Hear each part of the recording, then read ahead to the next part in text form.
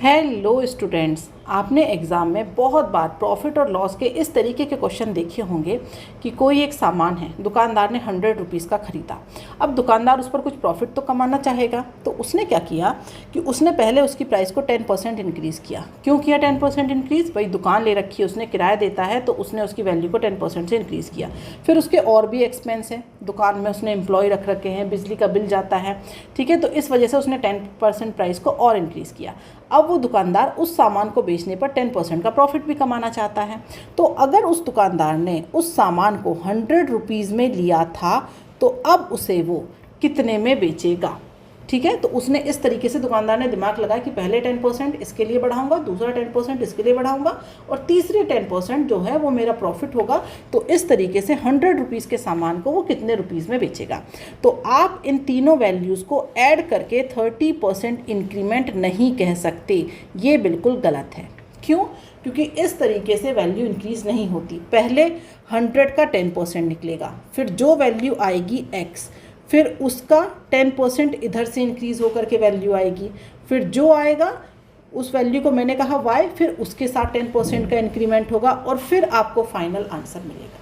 तो अगर आप इस तरीके के क्वेश्चन को यहाँ पर फॉर्मूले से सॉल्व करना चाहें तो कर सकते हैं, लेकिन ये जो फॉर्मूले होते हैं ये 3 वैल्यू पर अप्लाई नहीं होते। मतलब अगर मैं आपसे कहूँ कि यहाँ पर पहले वैल्यू को 10% इंक्रीज़ किया गया, फिर 10% से इंक्रीज़ किया गया, ये 2 वैल्यू अगर मैं लेकर के चलूँ तो हम फॉर्मूला लगा करके बता सकते हैं कि वैल्यू कितनी इंक्रीमेंट हुई।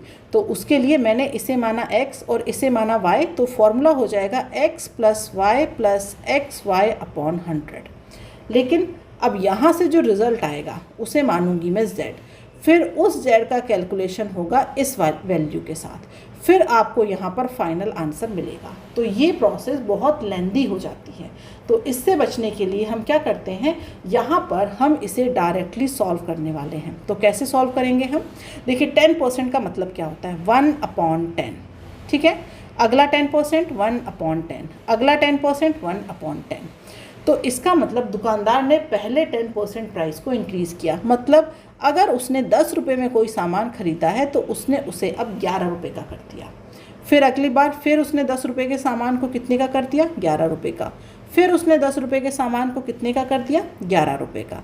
तो इसका मतलब ये हुआ यहाँ पर कि ये जो 100 रुपीज़ का जो सामान है, इधर लेफ्ट हैंड साइड को आपस में मल्टीप्लाई कर लीजिए और राइट हैंड साइड को आपस में। तो ये जो 100 रुपीज़ का सामान है ये अब हो गया है, सॉरी 100 नहीं 1000, 3 बार 10 है ना, तो ये जो 1000 रुपीज़ का सामान है ये हो गया है अब 1331 का, ठीक है। अब मैंने आपसे क्या कहा था कि दुकानदार ने तो जो ओरिजिनल प्राइस है वो कितनी है हमारे पास, 100 रुपीज़। तो इसका मतलब हमने 1000 का नहीं ख़रीदा, हमने कितने ख़रीदा है? 100 का। तो हम क्या करेंगे, 10 से दोनों तरफ कर देंगे डिवाइड। तो इसका मतलब जो 100 रुपीज़ है वो हो गए 133.1।